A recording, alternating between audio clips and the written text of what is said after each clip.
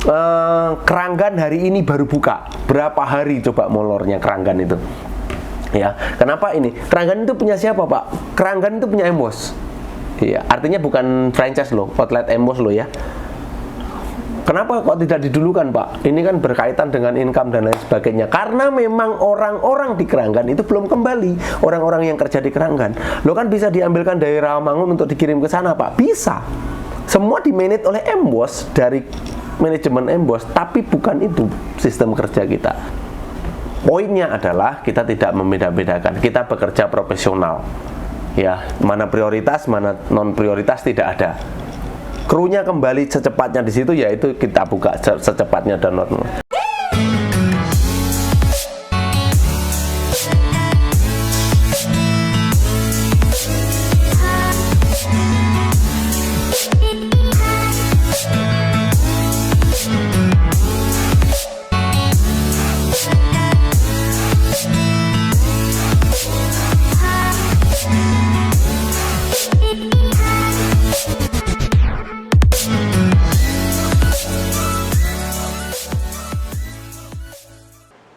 Tempat yang tepat untuk merawat mobil Anda. Embos, tempat yang tepat untuk merawat mobil Anda. Embos, tempat yang tepat untuk merawat mobil Anda. Embos, tempat yang tepat untuk merawat mobil Anda. Oke, jumpa lagi dengan video Embos Jakarta, video YouTube yang membahas tentang cuci mobil, salon mobil, semua tentang usaha cuci mobil dibahas di channel YouTube-nya Embos Jakarta. Kali ini saya akan membahas tentang setelah libur lebaran ya. Setelah libur lebaran. Ini berkaitan dengan pelayanan manajemen Embos. Gitu. Kenapa saya tertarik untuk membahas ini? Ya, saya memberikan informasi kepada semua subscribernya Embos bahwa manajemen Embos ini intinya tidak membeda-bedakan mana itu outlet franchise, mana itu outlet yang punya Embos sendiri. Karena kita sudah berjalan 5 ya. Kita sudah berjalan 5. Ada 4 cabang yang punya Embos, ada 1 cabang yang punya investor gitu. Artinya semua dikelola oleh Embos, tapi satunya ini adalah franchise gitu. Jadi cabang Embos ini ada 5 gitu loh. Jadi oke, saya akan bahas dari pertama buka setelah lebaran. Memang Embos ini punya tradisi, yaitu outlet pusat Matraman itu biasanya tidak pernah tutup. Kenapa seperti itu? Karena dari sekian ratus karyawan atau kru Embos yang ada di Jakarta ini, misalnya kalau kita sebut angka ada sekitar 200 orang yang kerja di Embos ini, itu pasti ada sekian yang tidak pulang, minimal 10 sampai 20 orang begitu. Itu tidak pulang, mereka tidak pulang kampung. Makanya kita harus tetap buka outlet yang di Matraman. Perhitungannya juga beda loh. Jadi nggak sistem gaji, maksudnya nggak sistem gaji. Di hari lebaran itu memang harga cuci kita naikkan 10.000. Yang harga biasanya 60 kita bikin jadi 70 begitu. Tapi perhitungannya kan begini. Jadi setelah borongan itu, misalnya 20 orang yang kerja tadi tidak pulang ikut kerja di Matraman, ini perhitungannya adalah omset 100% dikurangi operasional 20%. Operasional itu ya termasuk bahan baku dan lain sebagainya. Terus kemudian sisanya dibagi 2 gitu. Jadi dari 100% pekerja itu mendapatkan 40% gitu. Jadi kalau misalnya omsetnya kemarin 100 juta selama buka, ya mereka dapat 40 juta gitu. Itu perhitungannya berbeda dengan gaji bulanan biasa ya. Biasanya seperti itu. Dan itu sudah kita jalankan. Oke, kita bicara Matraman buka, tetap buka. Ini bukan memprioritaskan outlet sendiri, bukan. Tapi ini adalah tradisi atau sudah menjadi kebiasaan kita. Memang outlet Matraman yang kita buka. Kalau misalnya ditanya kenapa tidak outlet franchise yang kita buka, Pak, gitu. Jadi outlet Embos sendiri pun yang lain tidak kita buka bukan kita membeda-bedakan gitu. Dari satu sisi ini ya, kenapa kita buka hanya Matraman ya, karena memang kapasitasnya hanya bisa buka untuk Matraman. Karena kalau kita bagi-bagi krunya semua buka, itu nggak akan optimal untuk pelayanannya nanti gitu. Itu yang pertama. Terus kemudian yang kedua, kita bicara setelah buka semua. Setelah buka semua, tahun 2022 ini termasuk tahun yang baik lah menurut saya untuk cepatnya kembalinya kru car wash ini. Biasanya itu nunggu normal itu bisa 1 bulan. 1 bulan itu baru tunggu bisa normal buka. Dan selama 1 bulan itu biasanya buka hanya sampai jam 5. Ini yang sudah-sudah ya. Karena tahun 2020 dan 2021 itu tidak ada mudik lebaran. Jadi tahun 2022 ini adalah termasuk progres yang bagus untuk mereka kembalinya. Karena kita juga ada sistem di dalam, maksudnya ada manajemen punya strategi supaya mereka cepat kembali dan lain sebagainya, itu strategi internal. Tapi ada poin yang kedua yang saya mau bilang di sini adalah bahwa MWOS itu tidak pernah membeda-bedakan mana ini outlet franchise, mana ini outlet MWOS sendiri. Ini dari perkataan kalau kita bilang ini dari sudut pandang franchise ya. Franchise itu mitra. Kalau MWOS sendiri memang sudah ada 4 gitu. Apa yang tidak membedakannya? Hal apa yang tidak bisa membedakannya?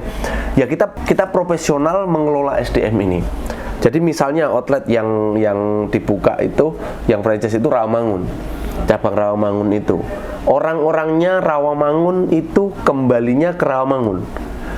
Orang-orangnya MWOS yang lain, yang krunya MWOS yang lain ke outlet Sunter, Matraman, kemudian Ujung Menteng, ya kembalinya ke Ujung Menteng.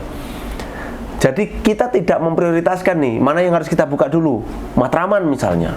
Kita prioritaskan Matraman, ya udah orang-orang kumpulkan di sana semua untuk membuka di Matraman supaya cepat buka sampai jam 12 malam. Ya tidak seperti itu kita. Jadi mereka yang kembali ke outlet mereka masing-masing setelah cuti lebaran ini, ya udah dikumpulkan, kumpullah di situ masing-masing outletmu. Yang borongan tadi, yang setelah libur lebaran selesai, mereka yang sudah borongan tadi kembali ke outlet masing-masing karena teman-teman mereka sudah kembali juga dari kampung begitu. Jadi dikumpulkannya lah, ternyata Rawamangun ini sudah paling cepat outlet krunya kembali dibanding outlet-outlet lain. Jadi Rawamangun itu paling dulu outlet ini paling dulu buka 2 sampai jam 12 malam. Gitu. Jadi ini yang saya maksud poinnya di sini. Kita tidak membedakan. Wah, kita bikin MWOS aja dulu deh. Keuntungan kan untuk owner. Kalau buka sampai malam kan omsetnya nanti gede gitu misalnya seperti itu. Kita tidak seperti itu. Jadi kita benar-benar kelola profesional. Memang di situ krunya sudah kembali dulu, ya udah yang di situ yang didulukan sampai jam 12 malam. Lainnya nanti, karena memang kalau kita paksakan sampai jam 12 malam, misalnya kapasitas Ujung Menteng ini 24 orang. Kemudian di situ masih ada 18. Keteter nanti kalau kita panjangkan waktunya sampai jam 12 malam. Begitu loh. Itu yang saya maksud seperti itu.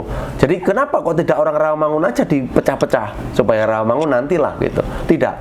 Kita tidak seperti itu. Jauh-jauh hari saya sudah informasikan bahwa sistem kerja kita ini berbeda. Kita tidak seperti itu. Kita ini bikin pelayanan yang sama, profesional. Jadi outlet yang namanya MWOS ya kita kelola seperti MWOS itu sendiri, karena itu nama kita di situ. Gitu loh. Kecuali outlet itu bukan namanya MWOS. Nah, itu mungkin berbeda manajemennya dan kita nggak usah bahas seperti itu. Ya, MWOSer. Jadi 2 poin ini sangat penting saya informasikan supaya apa? Supaya orang tahu lah bagaimana kita bekerja, bagaimana kita mengelola outlet ini secara profesional gitu. Dan kita juga sangat bisa menerima masukan dari mitra ataupun investor apa kekurangan kita. Karena kalau kita cari-cari kekurangan pasti adalah setiap perusahaan, apalagi kelas-kelas cuci mobil di Jakarta ini, kalau kita mau cari kekurangan juga ada. Makanya kita selalu welcome. Oh ya, nanti solusinya di sini, ini solusinya di sini gitu. Jadi poinnya adalah kita tidak membeda-bedakan. Kita bekerja profesional. Ya, mana prioritas, mana non prioritas tidak ada. krunya kembali secepatnya di situ, yaitu kita buka secepatnya download. Satu hal lagi, bahwa setelah PPKM ini nanti makin longgar, ya kita akan segera buka 24 jam. Semua cabang kita akan bikin segera buka 24 jam lah, semua cabang.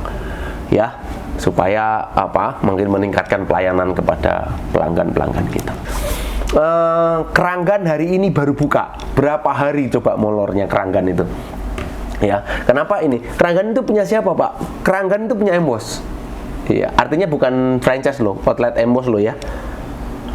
Kenapa kok tidak didulukan, Pak? Ini kan berkaitan dengan income dan lain sebagainya. Karena memang orang-orang di Keranggan itu belum kembali. Orang-orang yang kerja di Keranggan. Lo kan bisa diambilkan dari Rawamangun untuk dikirim ke sana, Pak? Bisa. Semua dimanage oleh Embos dari manajemen Embos, tapi bukan itu sistem kerja kita. Jadi kita benar-benar harus profesional. Kalau memang orang-orang di Keranggan itu krunya belum kembali, ya belum kita buka. Itu cara kerja kita, itu sistem kerja kita. Jadi hari ini Embos Keranggan baru buka dari tanggal 10 sampai tanggal 14, 4 hari mundurnya. Bayangin berapa omset. Kalau satu hari misalnya 6 juta, udah berapa omset? Itu kalau 6 juta, kalau 9 juta kali 4, iya. Kalau kita bicara duit, ya pasti nggak ada habisnya lah. Ya, tapi kita bicara harusnya profesional, tanggung jawab. Supaya apa? Bisa memantapkan benar-benar tanggung jawab dengan atau komitmen dengan apa yang sudah kita katakan. Oke, Emboser ya. Hari ini Embos Keranggan buka ya.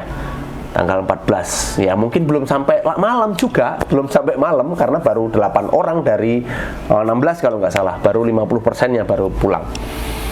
Kita juga tahu sih apa kendala mereka. Ya, sekarang ini kita harus maklumi juga lah, namanya kru Car Wash ini kan kadang musim lebaran ini saudaranya menikah dan lain sebagainya, ada urusan keluarga dan lain-lain, padahal sudah kita liburkan 10 hari, tapi mungkin karena memang ada sesuatu hal yang tidak bisa ditinggalkan, ya udah kita kasih spare waktu lagi gitu. Begitu, itulah manajemen Car Wash. Ya, Keranggan tetap belum buka, bisa sampai jam 12 malam. Mungkin sore jam 5 sudah tutup di sana. Yang lain ada informasinya di sosial media, di Instagram Embos Jakarta, TikToknya Embos Jakarta, Facebooknya Embos Jakarta juga. Ya, di nomor WA juga ada, di sini deskripsi juga ada. Jangan lupa subscribe channel Embos Jakarta, nyalakan lonceng notifikasinya. Kemudian kritik dan saran silahkan ketik di kolom komentar atau di nomor WA. Embos, tempat yang tepat untuk merawat mobil Anda.